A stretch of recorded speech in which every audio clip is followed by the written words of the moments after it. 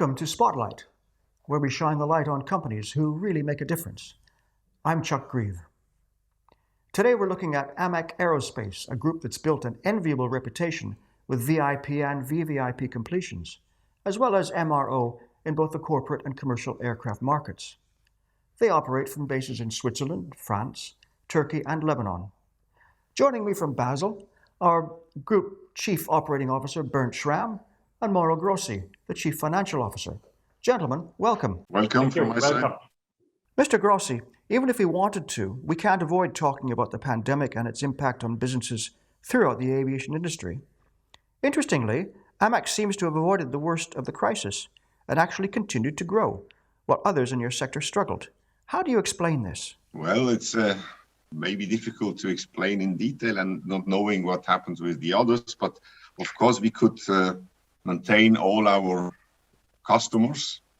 We had a good backlog in the completion area, so we did not have any reduction in completion and maintenance. If the aircraft fly or not, they have to come to us, and we stayed always in strong relationship with the customer. We could expand the customer base, and the new hangar also serves more smaller aircraft, so that people became aware that we do also the smaller size, not only BBJ and ACJ, and this helped a little bit also to have more customer in that segment. And in addition to MRO and completions, you offer aircraft management and charter services and engineering after sales, plus you're the exclusive representative of Pilatus in the Middle East. Can you tell me how these other areas of business are doing? So for aircraft management, we do it on a low scale. We don't do much advertising for this area. We have our aircrafts, and we basically keep the same fleet as aircraft management, and we don't grow. And it's not the intention to grow there. It's only an additional service we offer to customers we maybe have in completion, but it's not a core business. Thank you. Mr. Schramm, do you have anything to add? As Mauro touched already, our core business is maintenance and completion. Of course, with that, customer also ask us for the complementary services like CAMO, like aircraft management. As Mauro mentioned, it is not a service that we promote because quite a few of our customers are doing aircraft management and CAMO, and we don't want to go in competition or have any conflict. So we offer that. CAMO is a service that secures the airworthiness management of the aircraft. So our planning departments are involved to support and guide the clients with their maintenance requirements. And I would say we have around 15, 16 aircraft under CAMO. And all of these aircraft are also our maintenance customers. Earlier this year, you opened a new hangar in Europe, and your Middle East operations in Turkey at Istanbul and Bodrum are buoyant. Where are you now looking to expand in both capacity and capabilities? First of all, goes as per market demand. And we don't have a long-term strategy where we know now what we will do in 2 years, what capability we will add, what expansion we will do. We go by the course of the business. Capability expansion is mainly in terms of adding new aircraft type. In the last 2 years, we added the maintenance capability for the new aircraft types like the Boeing 787, the A350, the Global 7000. And our customers change aircraft. They also replace aircraft with newer models. So it's only logical that we follow the requirement and expand our capabilities. Capacity expansion also goes with demand. Fortunately, we have a very strong clientele. We have a strong request of maintenance and completion work here in Basel. So we decided to build another hangar 5, which was completed this year in March, which was inaugurated. And I can only tell you it's quite busy with aircraft already. The fact that your new hangar is busy has to be a good sign. In recent months, you've been responding to short notice requests, mainly OAG and line maintenance. You have a lot of hangar space, but these calls still must cause some disruption. Do you see short notice as a growing trend? No, I wouldn't say that there is a trend that those AOGs short-term inputs increase. We always had them since we started. This is part of the business. Customers flying a lot, they have AOGs. It is part of our duties to help them immediately. For that reason, we also have one of our PC-12 is used to support clients with AOG requirements. The PC-12 is ideal for this. It has a cargo door. We can put in our tools, our spare parts, whatever we need. We load it with our mechanics and we fly the aircraft to any place they need us to be to help. Our hangars in Basel, also there we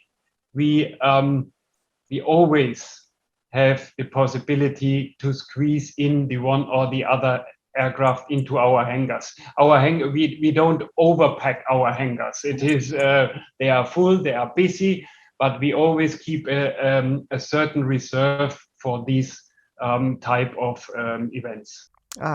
Built-in flexibility. That has to be smart planning.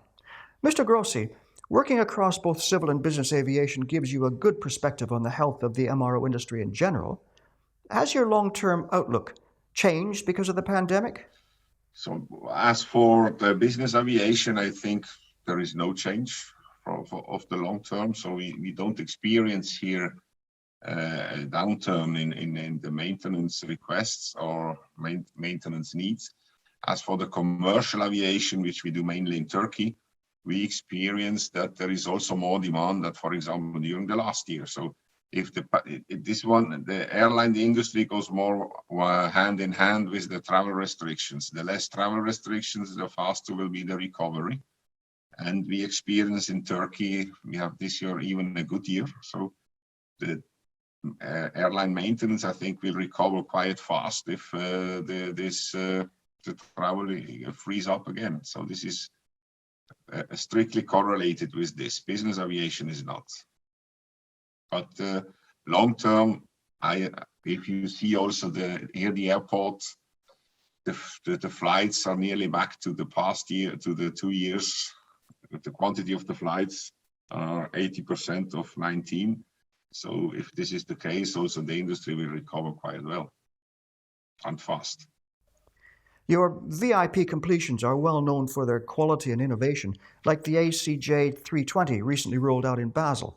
This was a world first and certainly a highlight for AMAC. Are there more to come? Yeah, interesting thing is you mentioned this 320 Neo as a recent project. For us, it is already a long time ago that we delivered it, because since then we have delivered another A320 Neo already. That was in beginning of summer this year. And we are working currently on an A320 Neo, which is in our hangar right now and which will be delivered beginning of next year.